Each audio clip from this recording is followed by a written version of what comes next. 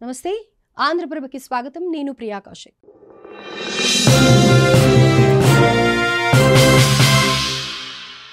ప్రకాశం జిల్లా కుంభం మండలం లింగోజీపల్లి గ్రామంలో 3 ఏళ్ల బాలుడు లక్షిత్ మృతిపై పోలీసులు దర్యాప్తు కొనసాగుతోంది 2 రోజుల క్రితం అంగన్వాడీ కేంద్రానికి వెళ్లిన బాలుడు అదృశ్యమయ్యాడు తల్లిదండ్రులు ఫిర్యాదుతో రంగంలోకి దిగిన పోలీసులు దర్యాప్తు ముమ్మరం చేశారు ఈ క్రమంలోనే సూరేపల్లి సమీపంలోని పంట పొలాల్లో బాలుడు మృతదేహాన్ని గుర్తించారు సంఘటన స్థలానికి చేరుకున్న పోలీసులు క్లూస్ టీమ్ ఆధారంగా వివరాలు సేకరిస్తున్నారు ఈ ఘటనను అనుమానాస్పద మృతిగా కేసును నమోదు చేసి విచారణ చేస్తున్నట్లు ఖమ్మం సర్కిల్ సిఐ మల్లికార్జున తెలిపారు మరోవైపు బాలుడిని క్రూరంగా చంపిన నిందితులను కఠినంగా శిక్షించాలని కుటుంబ సభ్యులు గ్రామ ప్రజలు కోరుతున్నారు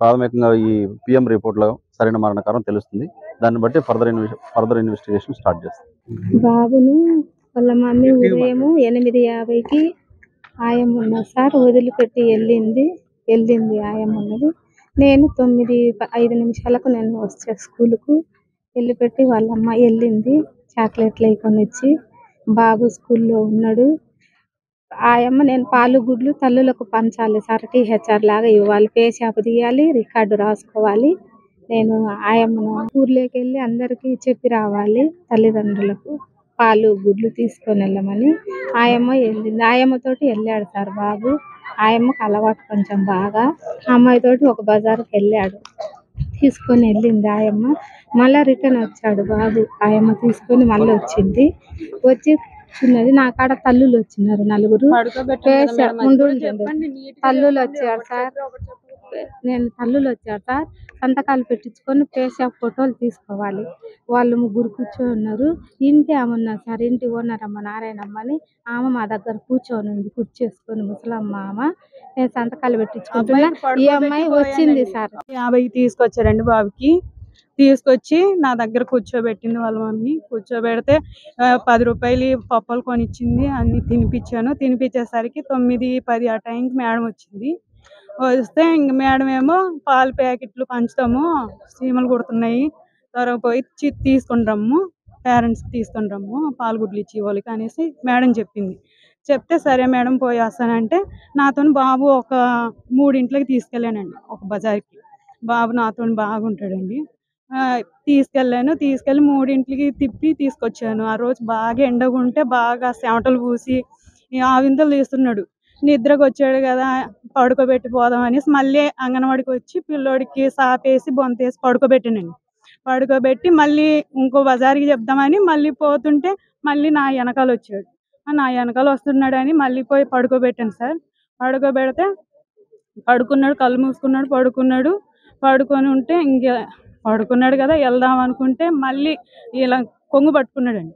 కొంగు పట్టుకుంటే సరేలే ఇంకా నిద్రపోలేదని కూర్చోనంటే త్వరగా పోయి తీసుకొని రమ్ము, మళ్ళీ ఎక్కడికైనా పోతే మళ్ళీ రోజు పేసప్పు తీసుకోవడానికి ఉండదు, ఇది ఫోన్ ఒకప్పుడు అవుతుంది ఒకప్పుడు అవ్వదు అనేసి మేడం చెప్పిందండి. చెప్పేసరికి సరే మేడం పోతాను, ఈ పిల్లోడు పడుకోబెట్టి పోతాను అన్నాను. పోతానంటే అడుకుంటాడులే, నేను ఉన్నాను కదా చూసుకుంటాను, నువ్వు పోయి చెప్పుకొని రమ్మంటే నాకు చూస్తే నా ఎమ్మట పడతాడంటే తప్పించుకొని పొమ్మన్నారు. సరే మేడం అనుకొని తప్పించుకొని పోయాను. వెనకాల బాబు వచ్చింది, నేను చూడలే. ఇంక పోయి 3 ఇంట్లు చెప్పి వచ్చాను సార్. వచ్చేసరికి బాబు పడుకున్న ప్లేస్లో లేడు. మేడం బాబు కనిపించట్లేదు, ఎక్కడ ఉన్నాడు అనేసి అంటే లేదు నీ వెనకాలే వచ్చాడు కదా కృష్ణకుమారి అనేసి మేడం చెప్పింది. లేదు మేడం నా వెనకాల రాలేదు అంటే ఇంటికి పోయి ఉంటాడులే అనేసి ఒక మాట చెప్పారు. ఓహో ఇంటికి పోయి ఉంటారు అనుకొని అప్పటికి 11:30 అలాగవుతుంది. నేను కసు అవి చిమ్ముకుంటున్నా పిల్లలకి అన్నం అయి పెడదామని. ఇంకా నేను ఫోన్ చేసి ఉంటారు, వాళ్ళు మాట్లాడుకుంటారండి. ఆ అమ్మాయి వాళ్ళ నేను మాట్లాడలేదు. మేడం మాట్లాడారో లేదో తెలియదండి. ఇంకా నేను ఆమెకి చెప్పి పాలుగుడ్లు ఆమె దగ్గర పెట్టాను, ఎవరైనా పేరెంట్స్ వస్తే పంచి పెడతారని. ఇంకా పాలుగుడ్లు అన్నీ ఆమె దగ్గర పెట్టి నేను నా పని నేను చేసుకుంటున్నా, పిల్లలకి అన్నం పెడదామని. ఇంకా అన్నం పిల్లలకి పెట్టి అన్నం పిల్లలకి ఒక్కొక్కడికి తినిపియాలండి. కొందరు పిల్లలు తినరు, వాళ్ళకి తినిపించి చేసే టైంకి కసువు అన్ని అంట్లన్నీ బయట పెట్టి అంట్లు తోముతున్నాను. అప్పుడు వాళ్ళ అమ్మ వచ్చింది.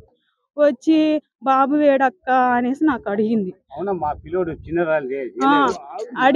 అడిగితే 11:30కే వచ్చాడు సురేఖ, ఇక్కడ లేడు కదా, ఎప్పుడు వచ్చాడు అనేసి అంటే లేదక్క రాలేదని అనేసరికి ఇంక మేమంతా కంగారు పడి సరే ఎతుకుదాం అనేసి ఆ అమ్మాయి నేను పోయామండి.